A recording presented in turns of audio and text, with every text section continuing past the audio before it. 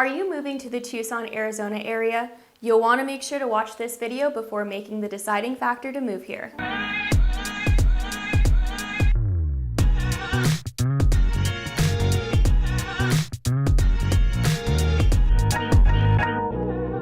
Hey everyone, it's Rachel Clark with Living in Tucson. If it's your first time to the channel, make sure you hit the subscribe button and the notification bell because I put out new videos every week all about moving to or living in the Tucson, Arizona area. And as much as I love making these videos, I would love even more to help you, your friends, or family with their real estate needs.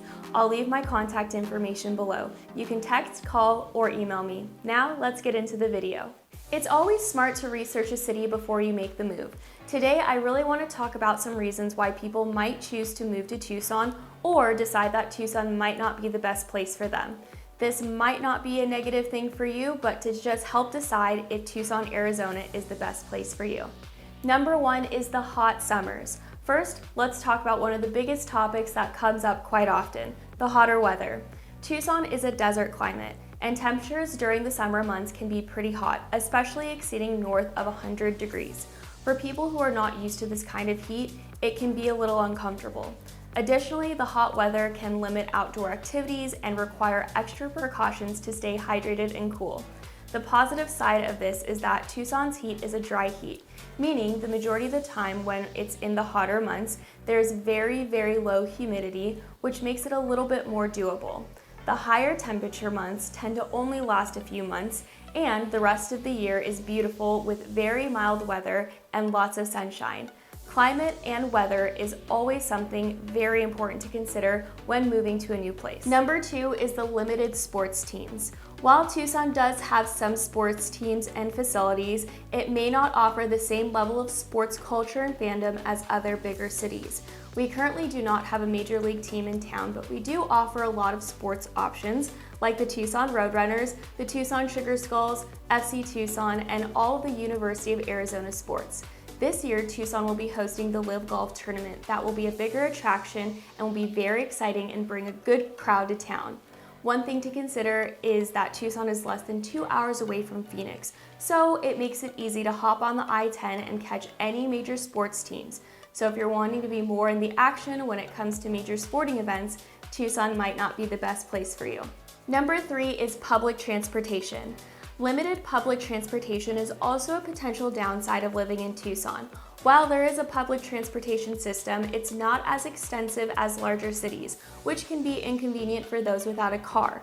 This can make it more difficult to get around the city, especially for those who rely on public transportation for work or other activities.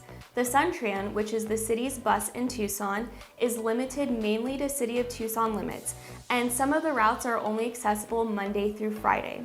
We do also have the Sunlink streetcar, which connects 5 unique districts downtown, which is Mercado San Agustin, 4th Avenue, Main Gate Square, and the University of Arizona. The 3.9-mile route has 23 stops, but it is only for those in those 5 areas, which makes it convenient if you're going around downtown or the University of Arizona, but it doesn't compare to the high-speed rail car that other bigger metropolitan areas have. Number four is the limited nightlife. Tucson's nightlife scene is relatively laid back and may not offer the same level of excitement and variety as some larger cities. But being said, there are still several options for those looking for a fun night out. Downtown Tucson is the main hub for nightlife with several bars, clubs, restaurants, and music venues within walking distance of each other. Popular spots include the Rialto Theater, which hosts concerts and other live performances, and Club Congress, which is a historic hotel that also serves as a popular music venue and nightclub.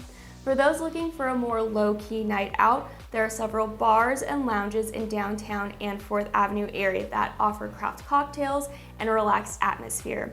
The Owls Club, for example, is a trendy cocktail bar that serves up creative drinks in a chic setting.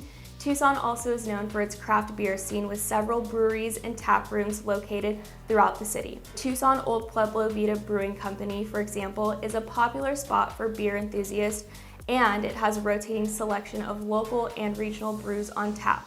While Tucson's nightlife scene may not be as wild and flashy as some other cities, there are still plenty of options for those looking for a fun night out. Number 5, the walkability.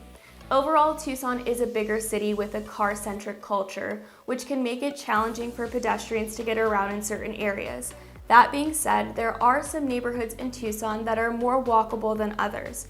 The downtown area, for example, is relatively compact and has a grid-like street layout, making it easier for pedestrians to navigate.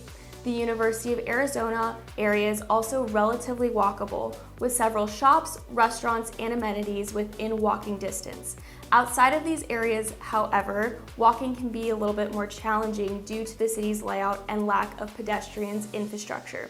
Many streets in Tucson are designed primarily for cars with few sidewalks, bike lanes, or crosswalks. This can make it challenging to walk safely, especially during busy traffic times. The city has several multi-use paths and bike lanes, which can make it easier for pedestrians and cyclists to get around. Overall, while Tucson may not be the most walkable city in the country, there are still options for pedestrians, especially in certain neighborhoods. If you plan on walking or cycling in Tucson, it's important to be aware of your surroundings and to take precaution to stay safe on the road. Number 6, small town vibe. Now, this can either go either way for some people. Either you really like the small town feel or you prefer the hustle and bustle of a big city. Tucson can have a small town feel in certain neighborhoods and areas despite being a relatively large city. This is due to the part of the city's unique history and culture. Tucson has a laid-back and friendly culture that can contribute to its small town feel. Many residents are active in their neighborhoods and communities, creating a sense of connection and belonging. If these few reasons didn't deter you away from making your move to Tucson, I encourage you to reach out to me with any questions you might have. I'm happy to help and be your resource in town. I'll leave my contact information below.